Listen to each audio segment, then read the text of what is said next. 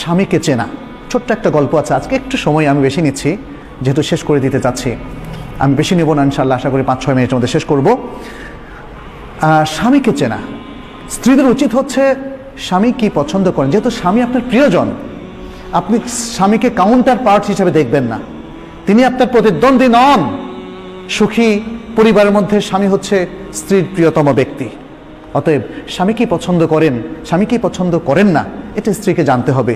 এখানে ছোট্ট একটা গল্প আপনাদের সামনে বলছি। এই গল্পটা উল্লেখ করেছেন মাজান আল ফুরাই। তিনি বলছেন, একজন স্বামী তার বন্ধুকে বলল যে আমি 20 বছর ধরে সংসার করছি, অথচ আমার স্ত্রীর মধ্যে আলহামদুলিল্লাহ এমন কিছু দেখিনি যা আমাকে রাগান্বিত করে। তখন বন্ধু খুব আশ্চর্য হয়ে বলল, কিভাবে এটা সম্ভব, কিভাবে করলে বলো তো দেখি, পুরো ঘটনাটাই আমাকে খুলে বলো। তখন স্বামী বললেন যে আমি যখন বিবাহ করলাম, প্রথম রাতে আমার স্ত্রীর কাছে গেলাম, তার দিকে আমার হাতটা একটু বাড়িয়ে দিলাম, সৌহার্দ্যের হাত, মমতার হাত বাড়িয়ে দিলাম। স্ত্রী আমাকে বলল, একটু ওয়েট করুন প্লিজ, আমি আপনাকে কিছু বলবো হে আবা উমাইয়া। আরবরা আবার আবু উমাইয়া মানে কুনিয়ার ধরে কথা বলে, আমাকে একটু কিছু কথা বলার সুযোগ দিন, বলে বলো। তখন স্ত্রী শুরু করলো যেভাবে, যেমন বললো আলহামদুলিল্লাহ ওয়াসসালাতু ওয়াসসালামু আলা রাসূলিল্লাহ, ছোট্ট খুতবা দিয়ে শুরু করলো। বলল, আমি আপনার কাছে এমন একজন অপরিচিত মহিলা, আমাদের বিবাহবন্ধন হয়েছে আজকে প্রথমবারের মতো আমাদের সাক্ষাৎ হচ্ছে, সুতরাং এখনও তো পরিচিতি আমাদের ফুল হয়নি, আমি জানি না আপনার কি আখলাক, আমাকে আপনি বলুন যে আপনি কি পছন্দ করেন, তাহলে সেটি আমি করব, আর আমাকে বলুন আপনি কি অপছন্দ করেন, তাহলে সেটি আমি বর্জন করব।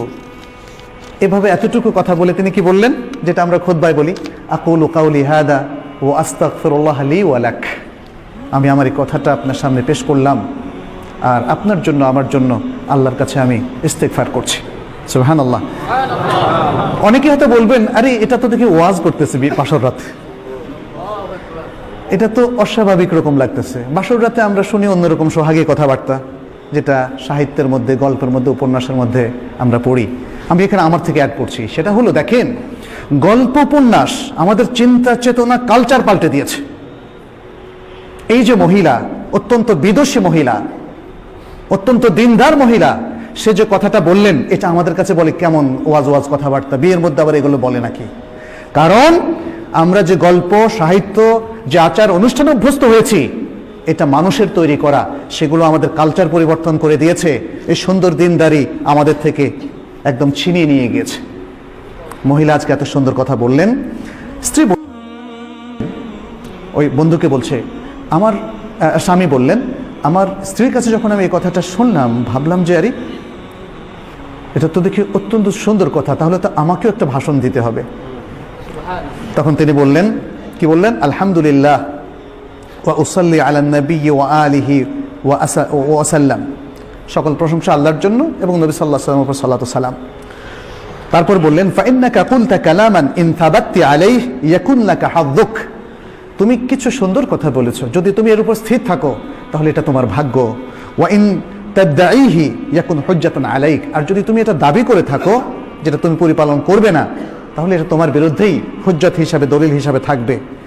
তাহলে জেনে রাখো, আমার এই জিনিসগুলো পছন্দ, এই জিনিসগুলো অপছন্দ, আর মনে রেখো, আমার যদি কোনো সুন্দর কিছু তুমি পাও, সুন্দর কোনো অভ্যাস, তাহলে সেটা তুমি প্রচার করো, আর যদি খারাপ কিছু দোষ তুমি খুঁজে পাও, সেটা তুমি গোপন রেখো। স্ত্রী বললেন এরপরে, আচ্ছা ঠিক আছে, এটা আমি মেনে নিলাম, আমার পরিবার পরিজন যদি আপনার সাথে দেখা করতে আসে, এটা আপনার কাছে কেমন মনে হবে, কেমন ভালোবাসবেন আপনি? বলল যে খুব বেশি জিয়ারত করুক এটা আমি চাই না, মাঝে মাঝে করতে পারে। এরপরে তিনি বললেন, স্ত্রী জিজ্ঞেস করলেন যে আপনার প্রতিবেশীদের মধ্যে আপনার ঘরে কারা কারা আসুক বলে আপনি মনে করেন এবং কাদেরকে আপনি নিষেধ করেন? তখন তিনি বললেন যে আমার প্রতিবেশীদের মধ্যে এরা খুবই সজ্জন ব্যক্তি, এরা আমাদের বাসায় আসতে পারে, আর এরা অসৎ, এরা আমাদের বাসায় আসবে না। এই তারপরে স্বামী তখন তার বন্ধুকে বললেন যে ওই রাত্রে ছিল আমার জীবনের সেরা রাত, একটা সুন্দর রাত আমি যাপন করলাম আমার স্ত্রীর সাথে।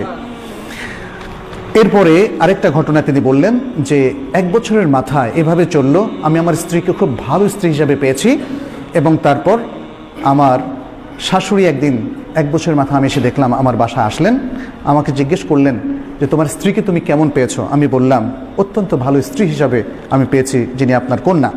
তারপর আমার শাশুড়ি আমাকে বললেন, হে আবু উমাইয়া, কিছু নসিহত করলেন। দেখো, ছেলেরা বা পুরুষেরা তাদের ঘরে তাদের প্রিয়তমা স্ত্রীর কাছে কখনোই অকল্যাণকর কিছু পায় না।